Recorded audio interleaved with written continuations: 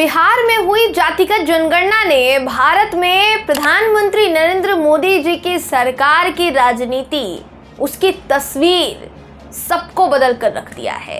प्रधानमंत्री नरेंद्र मोदी जी जब अपने भाषण में विपक्ष का विरोध करते हुए ये कहते दिखे कि विपक्ष अब आबादी के हिसाब से हक देने की बात कर रहा है, तो उस बयान में कहीं ना कहीं उनका डर झलकता नजर आया।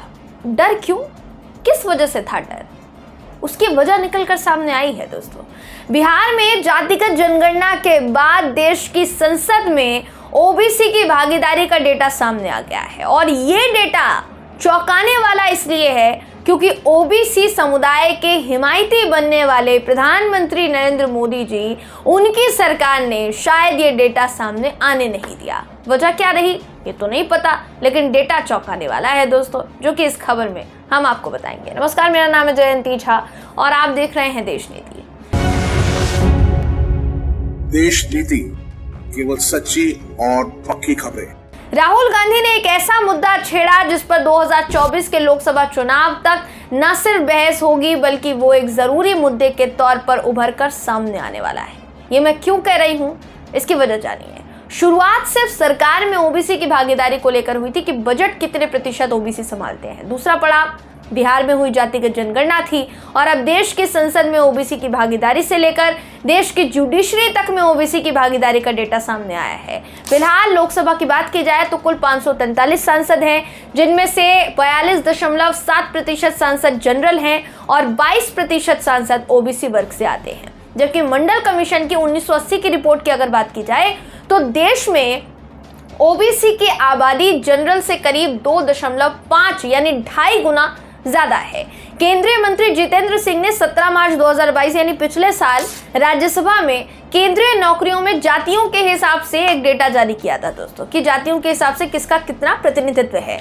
अब इस डेटा की बात की जाए तो 5.12 लाख नौकरियों में से 2.83 लाख नौकरियां तो जनरल के पास है, 1.3 लाख ओबीसी के पास है, करीब 90,000 एससी के पास है और करीब 34,000 एसटी वर्ग के पास है। इस डेटा में केंद्र सरकार की ग्रुप ए से लेकर ग्रुप सी तक की नौकरियां शामिल हैं, लेकिन रेलवे और डाक विभाग की नौकरियों को छोड़ दिया गया, उनको शामिल नहीं किया गया। इन दोनों सेक्टर में 16 लाख से ज्यादा एम्प्लॉयज है। अब समझिए कि उसमें कितना डेटा सामने आएगा। बात की जाए जुडिशरी की तो हाईकोर्ट में ओबीसी का प्रतिनिधित्व जनरल के मुकाबले 7 गुना कम है। लोअर कोर्ट में यह आंकड़ा करीब 2.5 गुना कम है। यही कारण है कि डेटा सामने नहीं आने दिया जा रहा था, यही कारण है दोस्तों, और यही वजह है कि राहुल गांधी ने ओबीसी का डेटा निकलवाया है।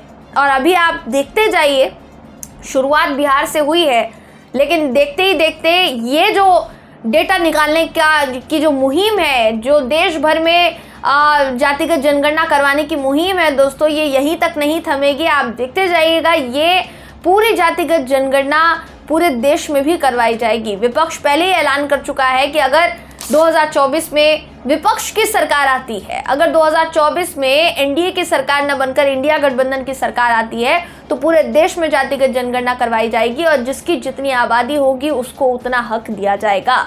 ये साफ सीधे तौर पर कह दिया गया है। तो शायद इसलिए भारतीय जनता पार्टी बहुत ज्यादा छटपटा रही है।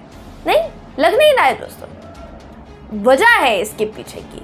अब सोचिए ना कि 90 सचिव, जिनमें से आप तकरीबन समझ लीजिए 5% ही ओबीसी, 5% ओबीसी समुदाय से, उस 90 सचिवों में से 5% ओबीसी समुदाय से हैं, जो कि 5% जो है बजट का संभालते हैं, ऐसा बताया जा रहा था। अगर मैं आंकड़ों में थोड़ी गलती कर रही हूँ तो आप मुझे कमेंट करके दोस्तों कमेंट सेक्शन के जरिए सही कर सकते हैं, मुझे करेक्ट कर सकते हैं, उसमें कोई आपत्ति नहीं है।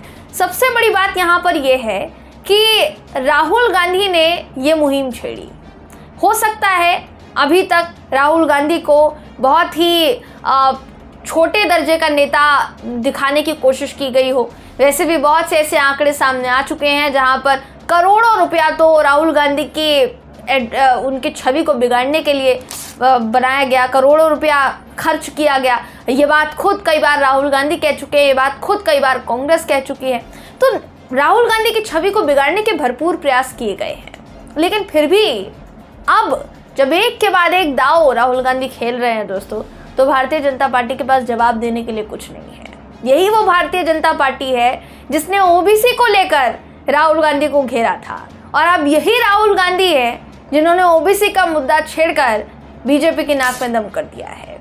अब आप सोच सकते हैं कि जब मध्य प्रदेश या छत्तीसगढ़ जाते हैं प्रधानमंत्री मोदी, वहां मंच से खड़े होकर उस इंडिया गठबंधन के फैसले के बारे में बात करते हैं जिसको वो घमंडिया गठबंधन कहते हैं, या जनता के आगे जाकर कहते हैं कि इंडिया गठबंधन का कोई फैसला हमारे लिए कोई मायने नहीं रखता है।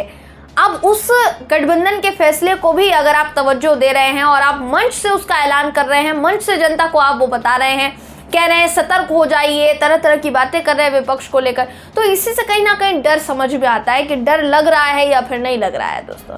लेकिन क्या वाकई में राहुल गांधी का दाव, राहुल गांधी का तीर सही जगह लगा है? आपको क्या लगता है? आपकी क्या राय है? कमेंट करके जरूर बताइएगा। वीडियो अगर आपको पसंद आया हो तो वीडियो को लाइक कीजिए, शेयर कीजिए, चैनल को सब्सक्राइब करना बिल्कुल भी ना भूलें। फिर मुलाकात होगी आपसे अगले वीडियो में, तब तक के लिए नमस्कार।